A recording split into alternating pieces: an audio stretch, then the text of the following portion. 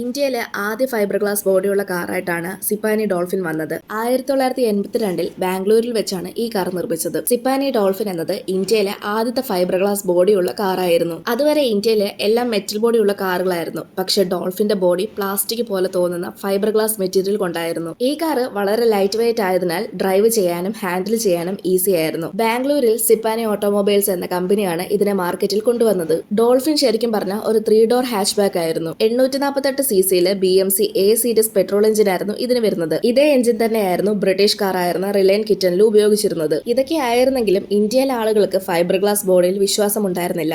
അവർക്ക് തോന്നിയത് ഒരു സ്കൂട്ടർ ഇടിച്ചാൽ പോലും ഈ കാർ തകർന്നു പോകും എന്നായിരുന്നു. സേഫ്റ്റിയെ കുറിച്ചുള്ള ഭയം കാരണം ആളുകൾ ഈ ഡോൾഫിൻ എന്ന കാറിനെ അവോയ്ഡ് ചെയ്തു. അതോടൊപ്പം തന്നെ സർവീസ് നെറ്റ്വർക്കും കുറവായിരുന്നു. സ്പെയർ പാർട്സ് അവൈലബിലിറ്റിയും കുറവായിരുന്നു. അങ്ങനെ ഗവൺമെന്റ് സപ്പോർട്ട് ഇല്ലാതെ വലിയ കാർ കമ്പനീസിന്റെ കോമ്പറ്റീഷന്റെ മുന്നേ സിപ്പാനി ഡോൾഫിൻ മാർക്കറ്റിൽ നിൽക്കാൻ കഴിഞ്ഞില്ല. പിന്നീട് അങ്ങോട്ട് പ്രൊഡക്ഷൻ സ്ലോ ആയി. ഡിമാൻഡ് ഇല്ലാതായതോടെ 80s ആയപ്പോഴേക്കും ഡോൾഫിൻ കംപ്ലീറ്റ്ലി മാർക്കറ്റിൽ നിന്ന് പിന്മാറി. നിങ്ങളുടെ ആദ്യത്തെ വാഹനം ഏതാണെന്ന് കമന്റ് ചെയ്യൂ. ഇതുപോലെയുള്ള കൂടുതൽ വീഡിയോസ് കാണാനായി ചാനൽ സബ്സ്ക്രൈബ് ചെയ്യാനും ഇൻസ്റ്റഗ്രാമിൽ ഫോളോ ചെയ്യാനും മറക്കല്ല്.